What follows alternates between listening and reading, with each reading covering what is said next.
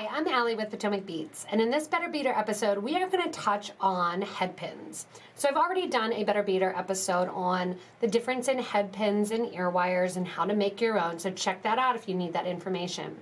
But what I thought was really missing was the different gauges, the lengths, and the sizes of the wire, when to make your own headpins, and really why to choose which length and gauge of headpin. So let's delve into that information and make you a better beater. So when purchasing headpins, there's a couple things that you want to make sure to pay attention to. You don't want to have your headpins come and you not be able to get the beads on them. So most of the headpins, when you're looking and purchasing, they should have on them the size that they are in a gauge size, as well as the length that they are. These are going to be important because there are some beads, like some higher end gemstones or pearls, that won't fit on the thicker headpins. So if you're unfamiliar with wire working, as the number gets higher, the wire gets thinner. So I have 24 gauge here, which obviously when I take it out is a 24 gauge 1-inch headpin. I also have here a stamped one. This was in the subscription box in case you got it a couple months ago, I think. And this is a 20 gauge 2-inch headpin. So you can right away see the difference between the thickness of the headpin. Often also, the thinner headpin is going to have a smaller little head on the headpin. It's because they're basically just taking that piece of wire, just kind of burning it down flat, or hammering it, or just doing a little quick soldering to put that on. As the headpins get thicker, generally when you're looking at it, the head of the headpin is going to be bigger. So this is one thing that you want to think about as you're looking at the headpins, are how is this going to go on my design, and is 26 gauge going to be way too thin, or 24 gauge, or is 20 gauge going to be too thick? Generally speaking, most headpins are going to be between 26 and 20 gauge. Now there's the oddball 18 and the oddball 30, but that starts to get really thick or really thin. When selecting what type of headpin to use, as far as the gauge goes, you want to think about what you're putting on.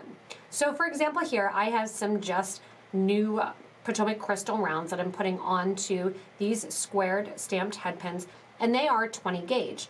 I know that 20 gauge, these crystals are not going to have a problem going onto that 20 gauge. However, if I have a high-end gemstone like this one, I had to use 24 gauge. The holes in these little sapphires, these rainbow sapphires, are so tiny that I could not get anything thicker than a 24 gauge through them. If you are using a pearl or a gemstone that is a small gemstone, you're usually going to want to stick between 24 and 22 gauge. That being said, as you start getting a headpin that is long and thin, you want to keep in mind that it's going to bend. So the thicker headpins are going to be a little bit more stable. If I put this big check glass bead, number one, the headpin goes right through it because the stop doesn't stop it. Even if I put a small little bead at the end, it can bend pretty easily, especially if I start getting into longer 26 or 24 gauge headpins. When I'm thinking about the fact of using a larger bead or using a heavy gemstone, generally I'm going to think, all right, I need a thicker headpin. You do want to, if you have at home some different wire that's on a spool, you can try it out, remember, before going in and actually purchasing your headpins if you want to use specific beads. Go ahead and try it out on wire that's just in the spool. It should be the same as the actual headpin. The other thing to keep in mind, other than the hole of the bead or the weight of the bead or the size of the bead, is going to be what you want to do at the top of the earring. So when it comes to making earrings at the top of the design here, you have two options. So in this one here, I'm going to take my round nose pliers and I'm just going to simply make a loop. It's 20 gauge wire, so it's going to be a little bit harder to bend, a little bit stiffer. And as I bend it, it keeps its shape really well. So when I go in and cut here, I can make sure to go back in with my needle nose pliers, flatten that out, and I'm not worried about that loop now opening up and coming off once I put it onto an ear wire because it's a stiff wire. If you want to, you can also save this little extra wire, use it after the fact here. I can make a little link if I want to. So it's kind of off topic of this one, but I'll show you real quick that if you have extra length to your head pin that you don't need, you can always kind of use it and save it. Now it might get too small that you don't want to use it because you need a coil if it's a shorter gauge, but I can go in, make a little link out of those. So if you do have a longer head pin, that's an option with it, and then you can link this on to your ear wire. If I have a 20 gauge head pin like this, and I try to do a coiled head pin, or sorry, coiled eye pin, it gets a little bit stiff. Also, it starts to kind of take over the top of the design. So I have my eye pin here. This is that stiffer 20 gauge wire, and I'm starting to turn around. It's getting pretty thick looking at the top. So that's one thing you can add to the design by doing that, or thinking, all right, since it's 20 gauge, I know I don't have to do that coiled eye pin.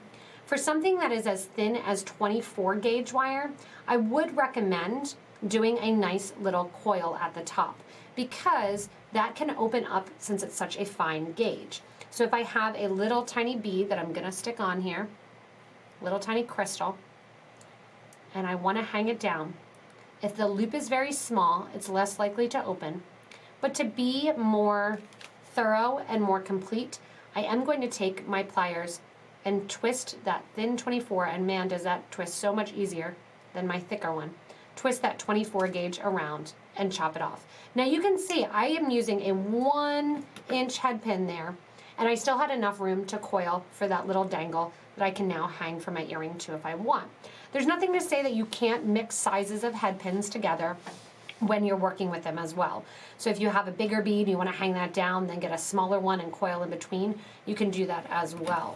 So with the extra wire, whether or not you're doing a 2.5 inch, or I even have a 3-inch antique silver plate here in a 21 gauge, if you have a long head pin like this, make sure usually that it's 21 through, or 22 through 20 gauge. Because if it's thinner than that, it's really going to bend up even if you're using the whole length of the head pin.